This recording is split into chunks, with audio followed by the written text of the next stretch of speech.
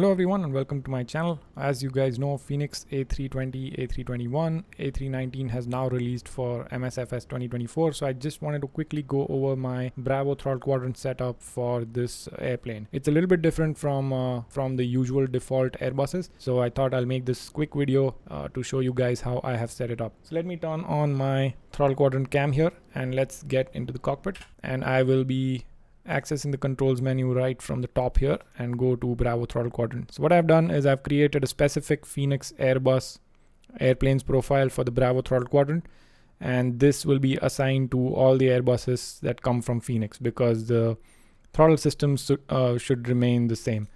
So I'll go to power management, and for throttle I have assigned throttle 1 axis to this one and throttle 2 axis to this one. So the reverse thrust is where things change a little bit for the Fenix aircrafts, where you have to assign something to either the hold or toggle throttle reverse thrust. So this will be treated as a button that you will have to either hold or press once, and then you'll have to push the throttle levers up in order to increase the reverse thrust. So once you land, you would idle the throttle, click on this button. So joystick button 10 is basically this red button on the left side. That's what I've assigned it to. You can either put it on hold or throttle. So I would basically idle the throttle, I would hold this button and then push the throttle up.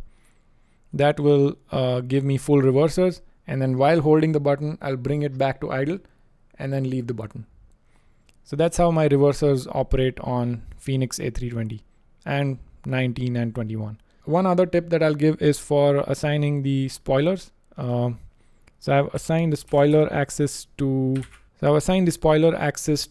this axis, but what I've done is I've gone to settings here and then inverted this axis so that my spoiler disengaged or disarmed position is here, and then this would be full spoilers, like you see it already operating in the background. So you can see that this is full spoilers, this is tracted spoilers, and then I have assigned arm auto spoilers task to this button so that I don't have to move my mouse and arm the spoilers. I can basically go from here to here and that will arm my spoilers.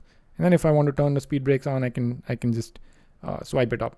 The only downside of having it this way is while moving your throttle around, you might your finger might clip the speed brake lever and then you might have the speed brakes enabled, but I don't think that will happen in Airbuses because most of the time you're going to the detents and just keeping the throttle right there throughout the flight. So I don't think that should be a problem on Airbuses, but I wouldn't do that on Boeing.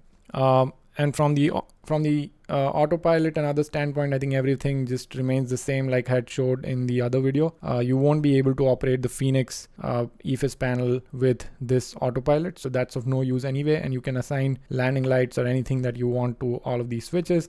Flaps increase and flap decrease is still assigned to this down and up, and then gear lever should work as is. Mainly I just wanted to show how I have set up the speed brakes, arm and disarm, and then also the reversers, because I think that's where people mostly have questions in.